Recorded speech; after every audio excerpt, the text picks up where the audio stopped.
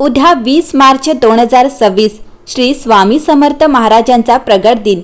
हा प्रत्येक स्वामी भक्तासाठी पर्वणीच असतो। स्वामींची सेवा कशी करावी, काय तयारी करावी याबाबत विचार विनिमय सुरू होतो।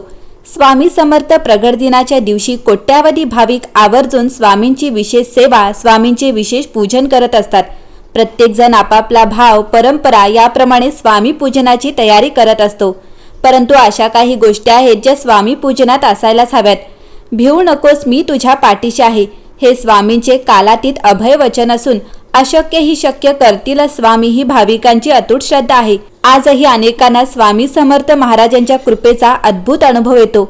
स्वामी आपल्यावर कधी कृपा करतील हेही कोणी सांगू शकत नाही, परंतु जेव्हा कृपा होते, शुभ आशीर्वाद मिळतात, स्वामींचे अनुभव येतात, तेव्हा जीवन अगदी धन्य झाल्यासारखे वाटते।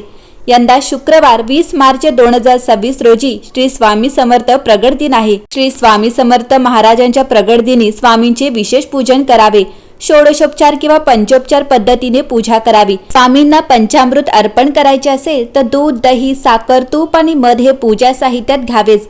तसेच चौरंग, त्यावर घालायला पिवळे वस्त्र, पिवळ्या रंगाचे नसेल तर ज्या रंगाचे असेल ते, पाठ, अभिषेक करणार असाल तर त्यासाठी अभिषेक पात्र, पूजेसाठी तांब्या, तामण, पळी, पंचपात्री, श्रीफळ, विडा, 5 प्रकारची फळे, फुले असावीत।